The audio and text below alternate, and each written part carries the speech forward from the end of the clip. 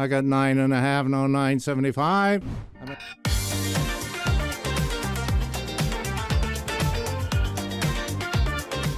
Welcome back. Real estate is an asset class that attracts long-term and short-term investors. Most people want to be long-term in real estate. I'm going to show you how to do it both ways. So today's episode is all about, should you invest in rental property? Now, this episode comes from a perspective that I have, and my perspective is, after 30 years in a subset of real estate, which is called tax defaulted property, I'm really a bargain hunter, and I'm willing to rent, and I'm willing to do installment sales. But more importantly, I come at this from the investor's perspective, okay? So I'm referring to real estate that's single-family homes, vacant residential lots, sometimes small apartments, small office buildings, and even small farms. All right, many of these properties go to tax defaulted auctions, and I like to teach people how to buy at those tax defaulted auctions. How better go there? How better go there? How better go where? How better go here? Better go here? How better now? Better go. Because we get properties at low prices, which creates a real solution if you want to be in the rental business. Now, in all instances that I talk about this, I'm really talking about defaulted properties that we're buying at tax defaulted auctions. All right, so this part of the real estate business is unusual. Most people don't know about it, but it's quite lucrative, and most people, once they learn, they're kind of shocked about it. So in a rising real estate market, the purchasers of real estate that want to do rentals suddenly find themselves in a tough situation because the high pricing and the high cost of mortgages puts them in a negative cash flow situation. So the major problem for new people in getting into rental business is the rental properties, the prices have gone up so much and the mortgage prices have gone up so much, in other words, the interest rates, that it's hard to have properties that cash flow. So we're going to show you how to do cash flow, and that's what you want. So you're going to accelerate everything when you get a coach to help you out, and we're going to talk a little bit about that too. All right, so in addition to high prices for the property and high prices for the mortgage, you're going to consider that you're always going to have maintenance on your property, so you need to think about that. Now, maintenance doesn't come cheap anymore. Labor costs a lot of money. You're not going to get people for $10 an hour to fix your property unless they're going to come back every week and keep redoing the job. But you got the idea. So the rental business is not an easy business to be in. But the upside for a property appreciation is really favorable. It's going up and it's going up and it's going up. So that's why it's an asset class that people do long-term investment. All right, now, the demand for rental property is high, even though there's probably more than 12 to 14 million rental properties in the United States. There's a lot of people in the rental business, so understand it's really competitive. All right, so let's talk about solutions to the cash flow problem. All right, so I've worked with many students, and what I'm going to show you works for my students, so it darn sure will work for you. Now, this is not glamorous, but this strategy works, and it creates cash flow. Simultaneously, it's going to create appreciation in the property. All right, so rental income, positive income is what you want. Positive cash flow. That's going to be hard to do, so let's really take a look at this tax defaulted property business.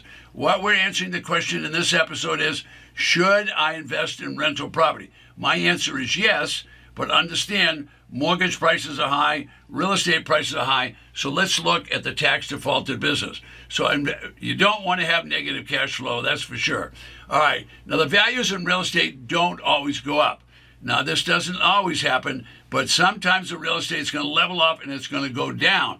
So you want to be very careful you're not in a negative cash flow position. So if you don't have reserves for contingency to take care of maintenance, take care of that leaky roof, what if you had a tenant that leaves or whatever, you need to be able to handle that, so you need to have contingency. So here's a solution to the cash flow problem. It's not glamorous, but I'm going to show you the answers that I discovered 30 years ago, and I haven't had to look back. Now, everybody hates inflation, all right, especially when you're the buyer. When you're the buyer, all the prices are inflated. But if you already own property, well, you're going to like the new dollars you're getting in because all the prices are going up. But the problem is inflation takes away all your savings account. So real estate's all about leverage. Now, what are we talking about leverage? Leverage simply means you want to buy with a small down payment a big property. That's what you want to do. Now, where are you going to get the money to do that? 99% of the time it's OPM, other people's money. So you're probably going to have a bank to help you out, or an institution, someone with an IRA. Maybe you're going to borrow from relatives. So what do you need? You're going to need money down payment, 25%, and then you're going to need institutional money, meaning banks, to get you the other 70 or 80% that you need for the long-term financing. All right, now leverage works, but it works both ways. So if the market's going down, leverage is working against you. And if you don't have contingencies, you can get in trouble very, very quickly. But here's how it works from an investor standpoint and what you really like. Okay, all investors want appreciation. So what does that mean? That means appreciation on the total value of the property. They want that property to go up in value so that when they sell it, they can make money. However, how is the return on investment calculated? Well, return on investment has to do with the down payment. All right, so the down payment is calculated based on how much the property went up or down. All right, so if you had an ROI that you're trying to figure out, let's say you had $100,000 that you invested in the property. All right, what was the property to start with? Well, it was a $400,000 property. So let's be really generous. The property went up 10% and inflated 10%. So now the property's worth $440,000. That means you had a gain of $40,000 on your $100,000 investment. All right, so that's how you figure the ROI. So the ROI is figured based on your down payment. Well, that's a huge ROI. It's a 40% ROI. Obviously, if you're teaching, I'm exaggerating the example so you can see it. Everybody wants in on that deal. Why? Put up $100,000, now suddenly it's worth $140,000. All right, that's because the market was appreciating or inflating. All right, everybody wants in on that deal. Okay, well, folks, the market doesn't always go up. All right, what's going to happen if it doesn't go up? Well, you better have contingency money, because now if it starts down, you get a depreciation situation. That's not going to work good, not going to work at all. So as I say, it's not always glamorous. So there's plenty of reasons for real estate not to appreciate by 10%. All right, what happens if it's in disrepair? What happens if a lot of people have layoffs and they leave your apartment or your property empty? What happens if there's a flood? What happens if there's some bad neighborhood situation because you didn't buy in a good neighborhood? If you buy in a bad location, you're going to have bad tenants. All right, so the point is you have to give this whole thing a little bit of thought. Rents can't be raised every single year. Some years are just bad years.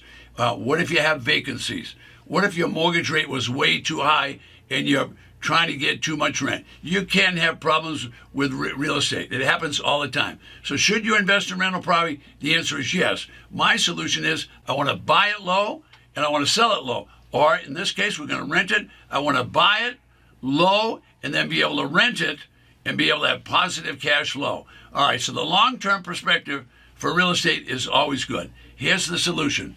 Real estate requires that you get educated, that you continuously work at it. Now, this is not like late night television. I'm going to tell you that right now. In that one television show, they show you 50 ways to make money. Or how about those daytime television renovation shows? They start out with a mediocre house, it's mediocre, and then 28 minutes later when the commercial is all finished, guess what? It's now a mansion. Well, that isn't what the rental business is. The rental business is try to keep your mortgage down, try to get your rents up. And it's not such an easy thing to do. But you save yourself a lot of headaches if you can buy the property right. So in this episode, I don't have time to talk about location, location, location. That is the most important thing. I don't have time to talk about tenants, but that's going to be another skill set. So let's just talk about tax defaulted property. There's going to be thousands of them, so you want to be able to get in on that deal where you can buy them for 10 and 20 cents on the dollar. So if you're an entrepreneur, well, think about that. Ask yourself, if you could buy a slightly used property for 10 or 20 cents on the dollar, and you could put signs on the front lawn to just rent it, well, that would probably work out pretty darn good. Now, what most people do is they want to sell it.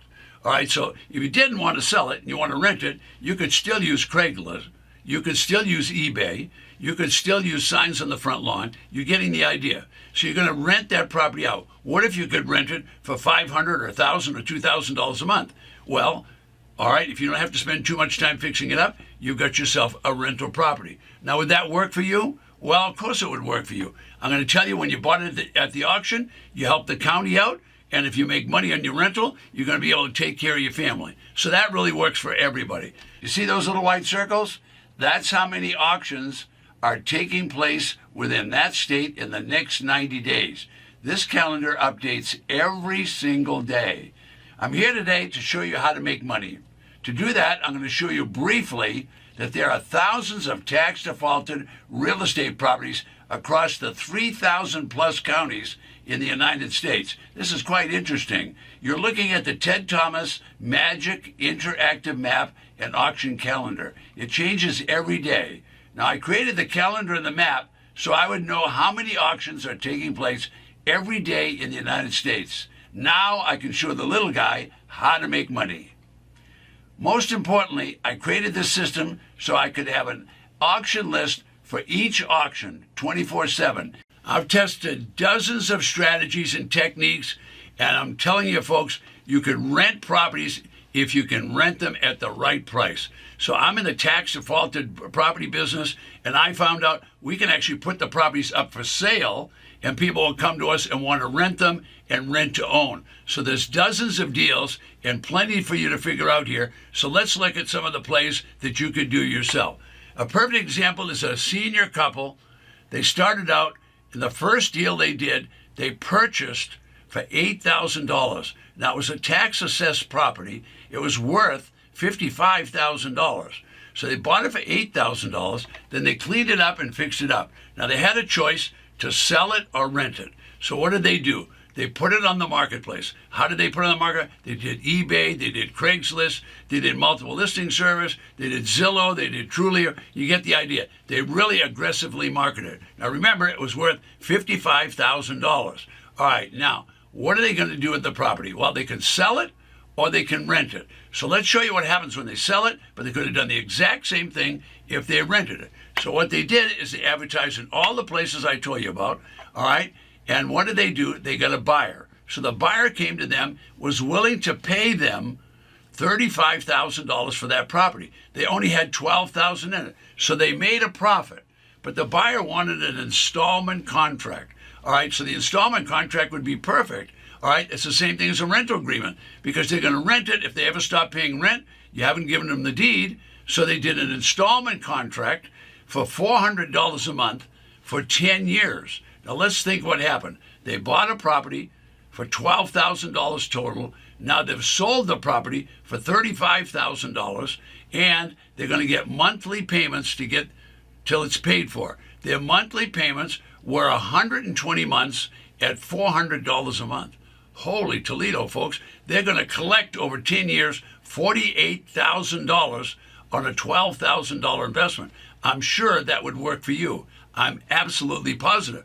All right, so they're going to rent the property because it's an installment sale. All right, if the people stop paying, they'll just re-rent it again. If the people pay all the way through, they'll collect $48,000 over a 10-year period of time. The point is, this is the solution to high prices for real estate, high interest rates on the mortgage, and you can control what you're doing because you're going to select the property that you buy at the auction, knowing full well that you're going to be able to sell it at a profit. So if you can buy it low at 10 or 20 cents on the dollar and then sell it for something less than that, like 50 or 60 cents on the dollar, you're going to do just fine. My name is Ted Thomas. I'll see you in the next video. Don't forget, request your free auction list right below me.